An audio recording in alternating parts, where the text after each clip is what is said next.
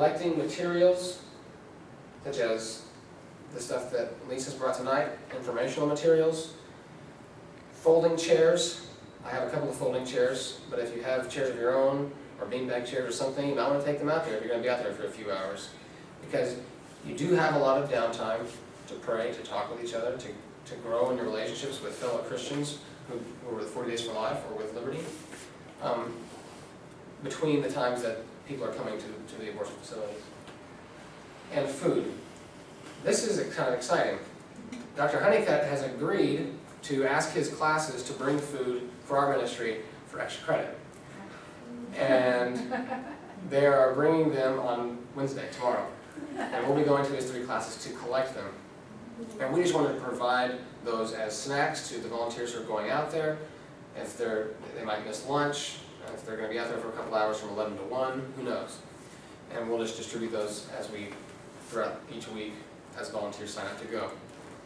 And finally, carpooling to the abortion facilities. There's no explanation needed there. I explained that with the coordination point. Okay. This is how we're keeping the ministry organized, and it's our plan for expanding it, getting more volunteers, making more people aware of what we're trying to do so that we can raise funds to compensate people for gas. I calculated the amount of gas, the gas cost for a single semester for 4 trips a week. 18 trips a week. Let's say we take 3 trips a day, 6 days a week. That's the maximum number we would probably ever take for an entire semester, and it came out to almost $4,000 in gas. For if you have 20 miles a gallon. I know some people have more, some people have less. Kind of average it. So we are going to try to go to. Well, I'll explain that in a minute. Anyways, expanding the ministry. The 4 administrative teams we've created so far, and we have members on all 4. The communication team, the marketing team, the finance team, and the training team. And then I'll let you know about an upcoming event that we have. So go ahead to the next slide. The communication team, in case you're interested in joining it, is responsible for scheduling drivers and volunteers each week, as I already noted. Second, updating the online calendar. They've created a calendar, I believe. I don't know yet. Okay. I think we're going to try to square that all away when we meet. Later this week? Yeah. Okay. They're creating a Google Apps calendar and uploading it to our Facebook page. We do have a Facebook page.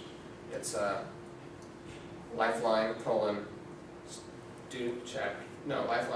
sidewalk counseling parentheses Liberty chapter. Thank you. We need to shorten that, by the way. Yeah. We need to shorten that title, like Liberty LU Lifeline or something. I'm sorry, I just insulted you. No. Okay. Well, you picked your slogan. Google Apps. We're making a calendar through Google Apps. We're uploading it to our Facebook page, and that way, when the communication team schedules people, they can just input their name into the calendar. Anybody who's a part of that group on Facebook can see who's going on what day and when. Sending emails to members, letting them know about upcoming events, sharing news items, etc. And finally, oh yes, I wanted to explain very briefly the difference between the communication team and the marketing team.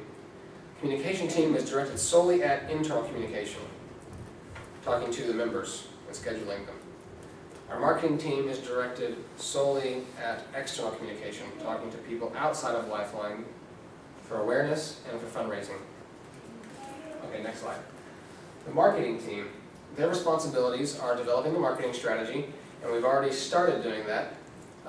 Morgan Murray here is on the marketing team, so is Alyssa, and then there are 2 others that aren't here tonight. And they've already developed a rough marketing strategy that we're trying to iron out over time. Second, creating and distributing advertising materials. And finally, delivering presentations to increase awareness and raise funds. We just had a meeting last night, and there are 2 campaigns we're going to start in late March, early April, mid-April. They are presentations to the women's classes, or women's ministry classes at TRBC. I have a connection with someone who attends one of those classes. We have the contact information of the director of those classes, and we thought that'd be a perfect opportunity to explain to someone who's already passionate about this particular issue what we're trying to accomplish, and to ask them to donate, or at least to pray for us. Or even come out there with us. A lot of the women in those classes are older, they're retired, and they might have the zeal to come out to Roanoke with us, be one of the drivers. And, next slide. So if that sounds like something you're interested in, then circle marketing, or director of marketing. I should have changed that to just being on the marketing team. Finance team is responsible for collecting and keeping an inventory of foodstuffs. Corbin Payne is our only finance guy so far, and he's going to be collecting the stuff from Dr. Honeycutt's classes tomorrow.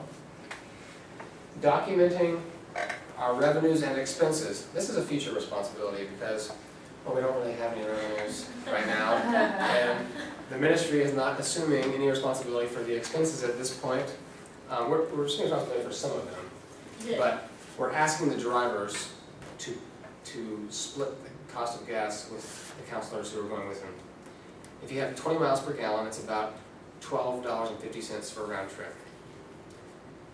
Just keep that in mind if you were thinking about being a driver. How much? $12.50. And finally, creating and communicating our meeting budgets. That's also a future responsibility because we have yet to have a general meeting and therefore have not had to create a meeting budget. So these are things to come. Fourth is the training team.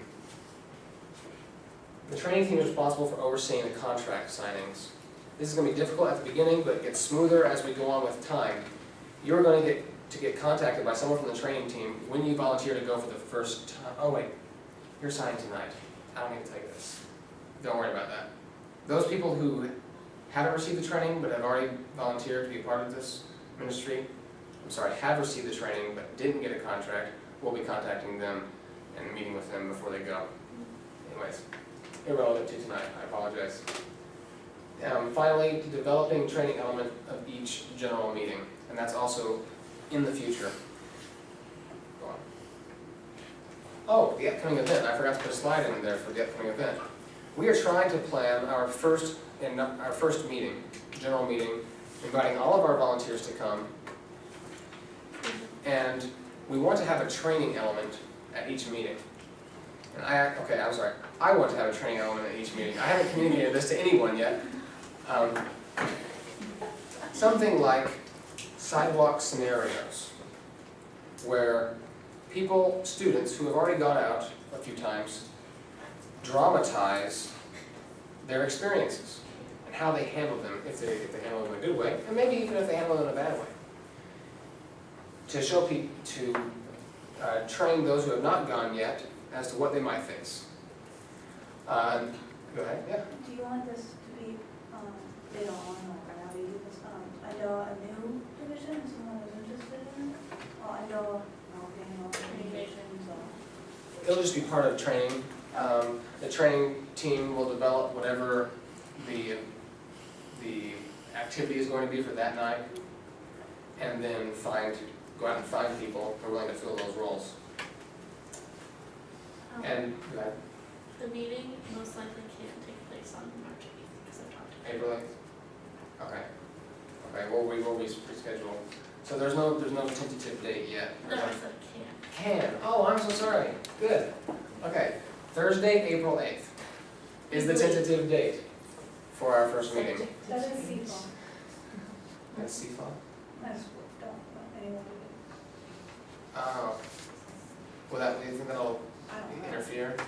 I don't Invite your CFON friends to our Lifeline So meeting. we can see how they can be involved. Exactly, and then next year, that's what we do with all, when we do invite them to our classes, let's invite them to the Lifeline meeting, if you know any people who are coming. It's going to be 6:30 to 7:30, is that right? I believe so, yeah. Okay. That's the tentative time.